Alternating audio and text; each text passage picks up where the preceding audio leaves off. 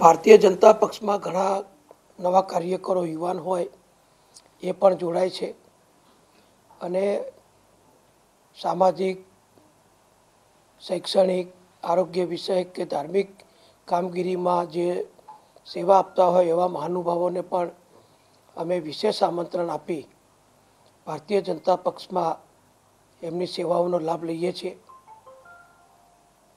અગાઉ જે લોકો સંસદ સભ્ય હોય, ધારાસભ્ય હોય, કોઈ પક્ષમાં રહીને હોદ્દા ઉપર રહ્યા હોય એવા લોકોને, એવા મહાનુભાવોને જ્યારે એમ લાગે કે ભારતીય જનતા પક્ષમાં વધુ સારી રીતે અમે અમારા વિસ્તારની કામગીરી કરી શકીએ એમ છીએ, વધુ સારું સેવા એમના ક્ષેત્રમાં આપી શકે એમ છે, તો એવા મહાનુભાવો પણ જે તે પક્ષ છોડી અને ભારતીય જનતા પક્ષમાં જોડાય છે અને ભાજપમાં જોડાયેલા દરેક કક્ષાના, દરેક ઉંમરના, દરેક વ્યવસાયવાળા પ્રતિષ્ઠિત કાર્યકરોને અમે યોગ્ય રીતે માન સન્માન મળે એનો સંપૂર્ણ પ્રયત્ન કરીએ છીએ અને એમની કામગીરીનો, એમના અનુભવનો અને એમની જે સંબંધો છે અન્ય વિસ્તારોમાં એનો જેટલો શક્ય હોય એટલો ઉપયોગ કરીને પક્ષને મજબૂત બનાવવાનું કામ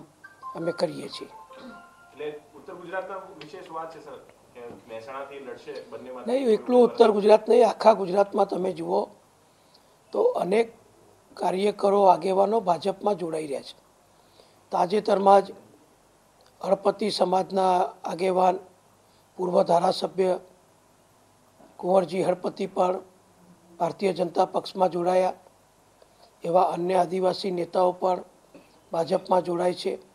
સૌરાષ્ટ્રની અંદર પણ અનેક મહાનુભાવો ભારતીય જનતા પક્ષમાં જોડાયા છે અને જે પણ જોડાય એ બધા જ એમની સામાજિક સેવાઓનો લાભ એમના વિસ્તારને વધુ મળે અને એમનું પણ માન સન્માન જળવાય એવા હેતુથી બધા ભાજપમાં જોડાતા હોય છે.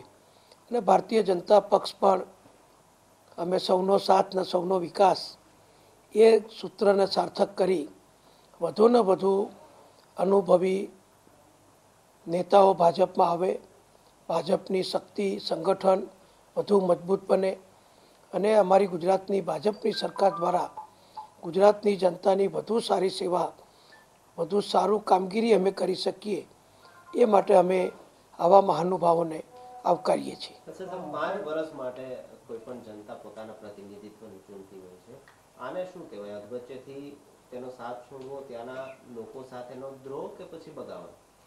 આ મારો વિષય નથી, જેમને લાગુ પડતું એમને તમે પૂછી શકો છો. આશાભાઈ, ભાજપમાં ક્યાર સુધીમાં જોડાઈ શકે છે? મેં જે પ્રેસ મીડિયામાં એમનું નિવેદન જોયું પત્રકાર પરિષદમાં, એમાં એમણે એમ કહ્યું છે કે અત્યારે હાલ કોઈ પક્ષ સાથે જોડાવા વિશે એમણે કોઈ વિચારણા કરી નથી. એમના ટેકેદારો, એમના સાથીઓ, એમના કાર્યકરો, એમના વિસ્તારના મતદારો અથવા એમને જે ચૂંટણી જીતાડવામાં મદદરૂપ થયા હોય એવા બધા સાથે સંપર્ક કર્યા પછી, એમનો અભિપ્રાય લીધા પછી આશાબેન આગળનો નિર્ણય કરશે એવું એમણે વક્તવ્યમાં જણાવ્યું છે. એટલે અત્યારે ભારતીય જનતા પક્ષમાં એમણે જોડાવાની કોઈ જાહેરાત કરી નથી.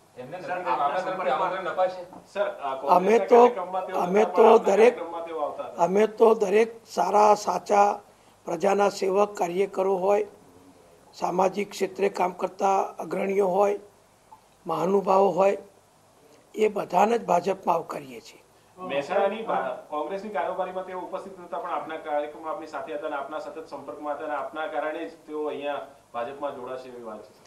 નહીં, હું મંત્રી તરીકે, નાયબ મુખ્યમંત્રી તરીકે રાજ્યમાં જ્યાં જ્યાં કાર્યક્રમોમાં જઉં છું ત્યાં સ્વાભાવિક રીતે દરેક પક્ષના ધારાસભ્યોને અમે નિમંત્રણ આપીએ છીએ. પત્રિકામાં પણ એમનું નામ છાપીએ છીએ. એમની સંમતિ લીધા પછી એમને આમંત્રણ આપીએ છીએ.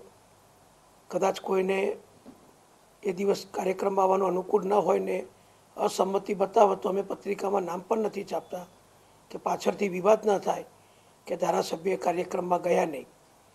એટલે જ્યાં જ્યાં અમે જઈએ ત્યાં બધાને સંપર્ક કરીએ છીએ. મહેસાણાના મારા જેટલા કાર્યક્રમ થયા ત્યાં અનુકૂળતા હોય એ પ્રમાણે આશાબેન પણ ધારાસભ્ય તરીકે ઉપસ્થિત રહ્યા છે.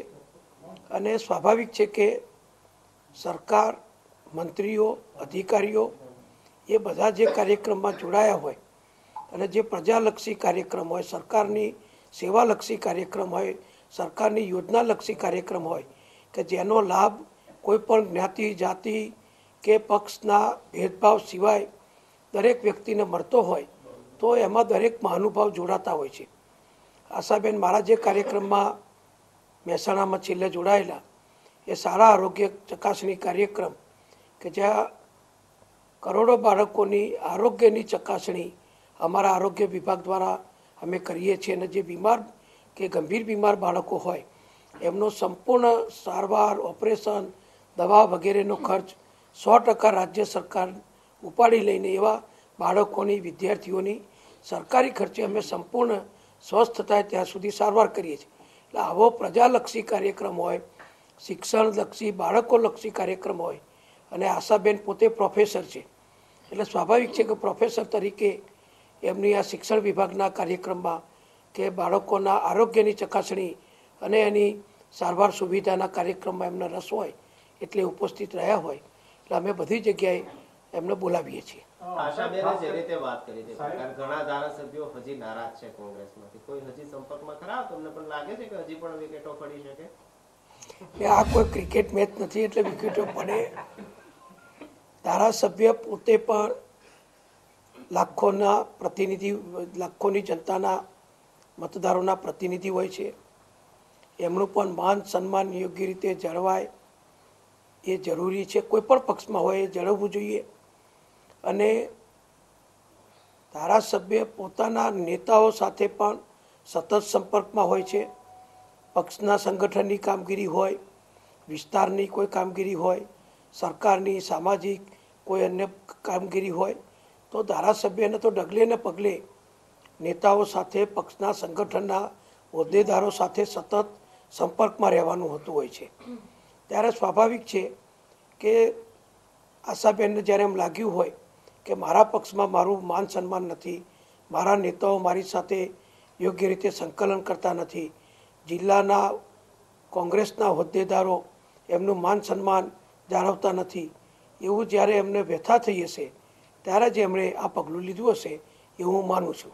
સાહેબ, ખાસ કરીને જોવા જઈએ તો થોડા દિવસ પહેલા ઉત્તર ગુજરાતના પાસના આગેવાનો પણ મુખ્યમંત્રીને મળ્યા હતા, એમનું અભિવાદન કર્યું હતું અને આમને પણ આશાબેને પણ 10% એબીસીને પ્રશંસા કરીને એ પોતે જોડાઈ રહ્યા છે એ પ્રકારની વાત કરી છે. ઉત્તર ગુજરાતમાં હવે પાસથી માંડીને પાટીદાર સમાજ છે એ ભાજપ તરફ વળી રહ્યો છે એવું લાગી રહ્યું છે. જો મોટામાં મોટી જે માગણી હતી એ વડાપ્રધાન શ્રી નરેન્દ્રભાઈ મોદીએ આઝાદીના દાયકાઓ પછી કોઈ પણ પક્ષની સરકાર, મોટે ભાગે કોંગ્રેસની સરકારો રહી છે, એને સામાજિક સમરસતા થાય, જ્ઞાતિઓ વચ્ચે વધુ સંકલન થાય, કોઈ જ્ઞાતિને બીજી જ્ઞાતિ ઉપર ઈર્ષા કે અભાવ ન થાય અને આખા દેશના બધા જ સમાજના દરેક જ્ઞાતિ જાતિના લોકો એટલે કે આપણા 130 કરોડ ભારતીયો હળી મળી એક સમ થઈ, સંગઠિત થઈ અને દેશની વિકાસ યાત્રામાં જોડાય એ કામ કરવાની જે જરૂર હતી, કમનસીબે કોંગ્રેસે સવર્ણ સમાજના પ્રત્યે જે દુર્લક્ષ રાખ્યું, સવર્ણ સમાજની માગણી કોઈ પણ રાજ્ય દેશનું એવું બાકી નથી કે જ્યાં અનામતના લાભો આપવા માટેની માગણી જુદા જુદા જ્ઞાતિઓના સંગઠનોમાં કરવામાં ના આવી હોય.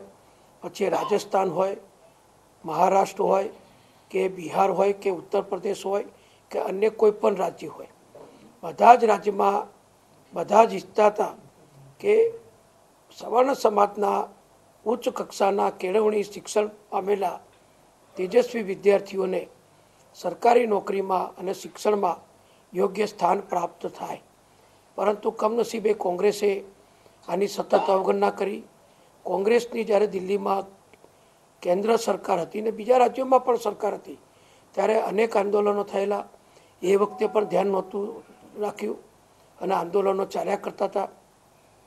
ગુજરાતમાં જ્યારે આંદોલન થયું ત્યારે અમારા ભારતીય જનતા પક્ષે ત્વરિત બધા નિર્ણયો કરી જેટલું ગુજરાત સરકારના અધિકારમાં આવતું હતું, બંધારણીય રીતે રાજ્ય સરકાર જેટલું કરી શકતી હતી એ પ્રમાણે અમે મુખ્યમંત્રી સ્વાવલંબન યોજના અમલમાં મૂકી, બિન અનામત આર્થિક નિગમ બનાવ્યું, જેમાં પરદેશ જવાની લોનથી માંડી ઉચ્ચ શિક્ષણ મેળવવાની, હોસ્ટેલ ફીની, ભોજનાલયની વગેરે ફી આપવાનો વ્યવસ્થા કરી.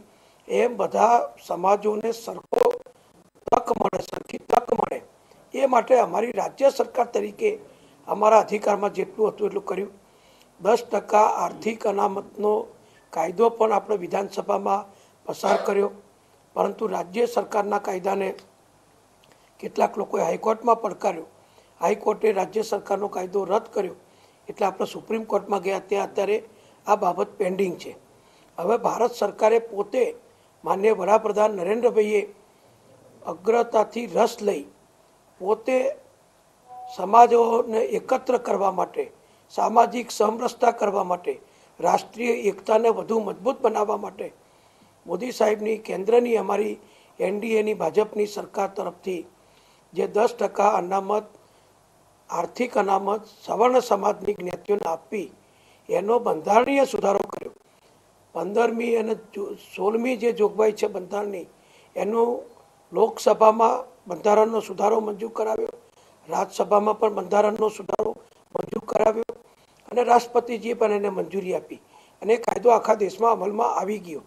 આવું જ્યારે થયું હોય ત્યારે સ્વાભાવિક છે કે દરેક સવર્ણ સમાજ કે જેને અત્યાર સુધી અનામતનો લાભ નહોતો મળતો એવી બધી જ્ઞાતિઓના યુવાનોમાં ખૂબ આનંદ અને ઉત્સાહ આ પગલાંથી થયો છે. દરેક વર્ગે, દરેક સમાજે આ સરકારના, કેન્દ્ર સરકારના પગલાંને આવકાર્યું છે.